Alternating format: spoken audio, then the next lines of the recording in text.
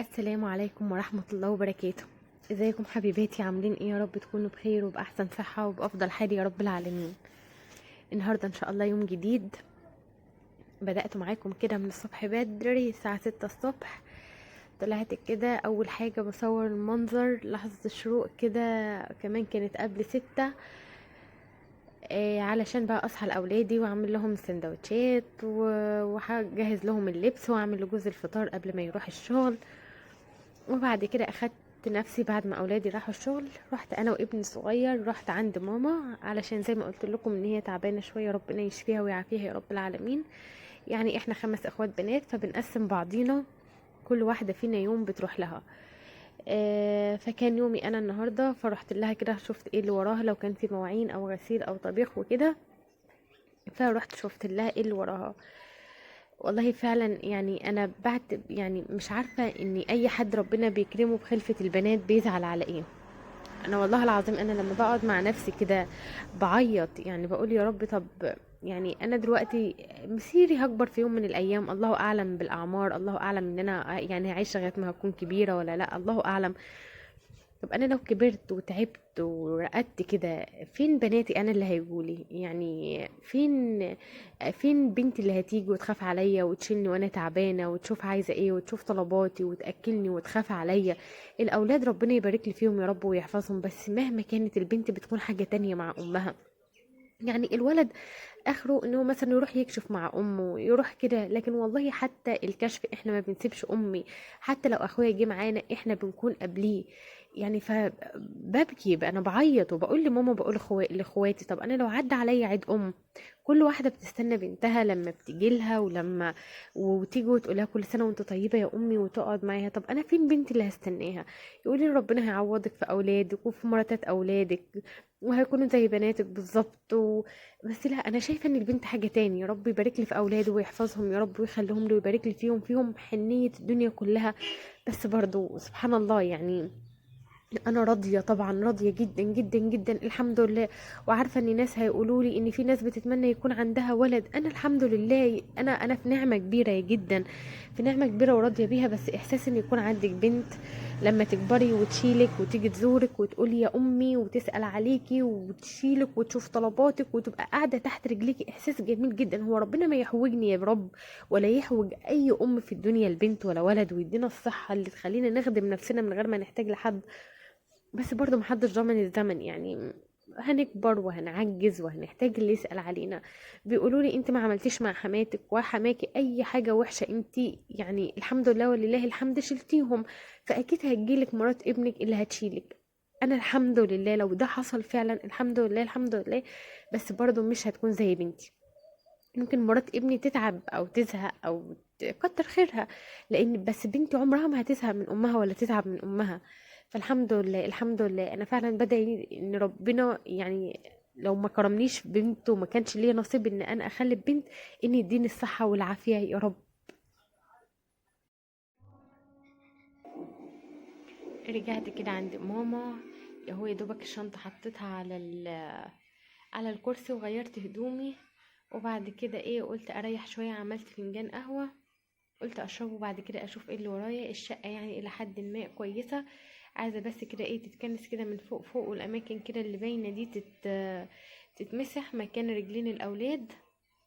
يعني الحمد لله الدنيا الى حد ما ايه عايزه تترتب بس كده من فوق فوق، يعني اللي فوق الغساله، المواعين دي اللي هي الكباب، مكان جوزي بيفطر وكده الصبح، سبت كل حاجه ورحت عند ماما علشان ما اتاخرش عليها. وبعد كده نشوف ان شاء الله ورانا ايه، فالله المستعان.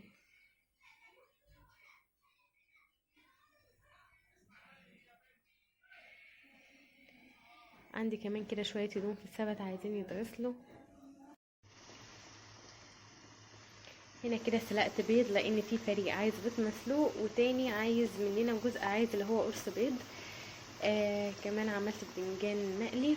وهنا كده بحمر شوية بطاطس على شوية سلطة، والحمد لله ده غدانا النهاردة فضل ونعمة من ربنا.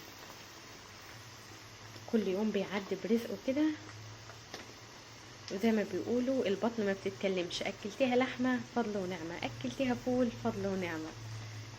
المهم ان يكون الخير موجود في بيوتنا، ربنا يجعل بيوتنا يا رب دايما مليانه بالخير. على طبق جبنه، على طبق سلطه، والحمد لله زي الفل.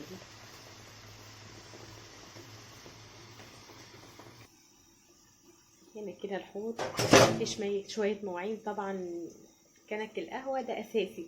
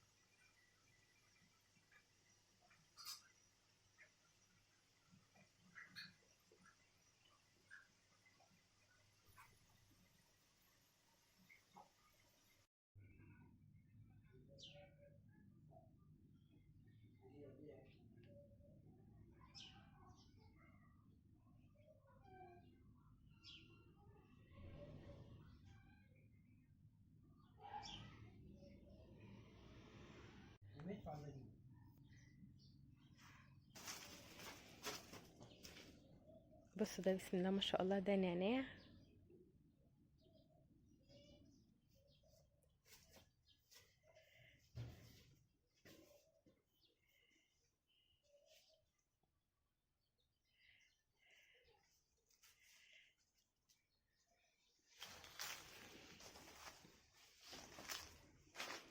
يلا اللي عايز نعناع يقول لي وانا بعتله.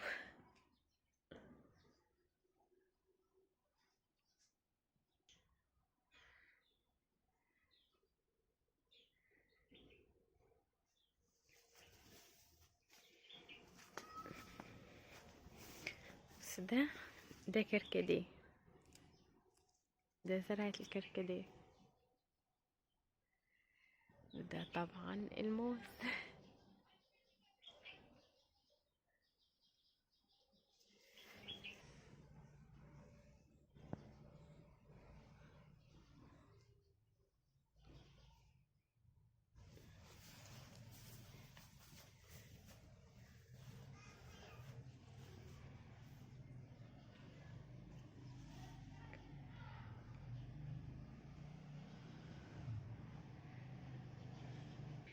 ده كده الأوضة دي اللي بنخزن فيها البصل والثوم اللي بنزرعه السنة كلها.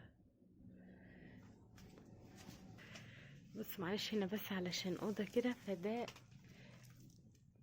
برضو ده توم وبصل بنعلقه كده في الشوالات وبنحطه كده، والباقي بنفرطه في الأرض، ده بنخزنه للسنة كلها. الأوضة دي كنت مربية فيها حمام، دي بره البيت خالص على فكرة، دي مش جوه البيت، ده يعني في أرض تانية بتاعتنا قبالنا، يعني النعناع والزرع ده أو النعناع والزرع ده مش جوه البيت عندنا، بس هو بيتنا يعني.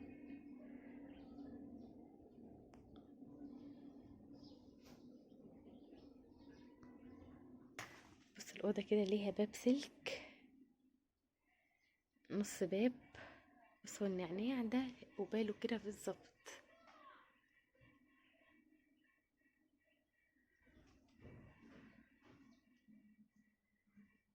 هنا كده ليه شباك من هنا، بنخزن فيها بقى ايه، خزين الشهر كله، توم بصل.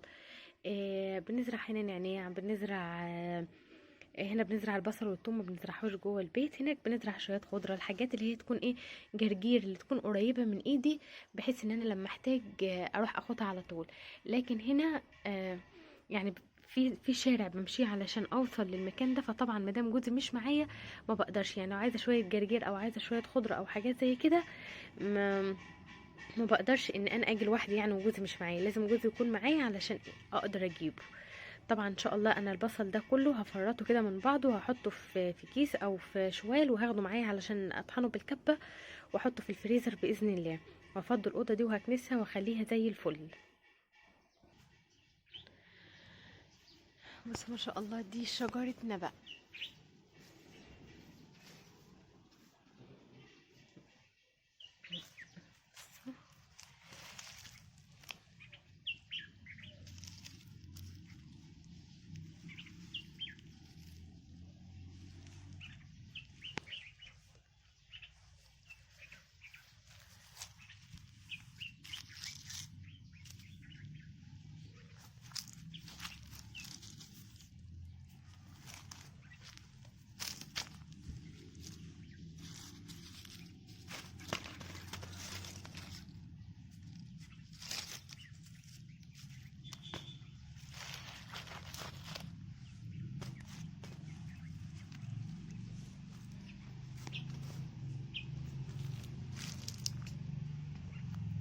ربنا يا رب يخلي كده الخير في بيوتنا كلنا.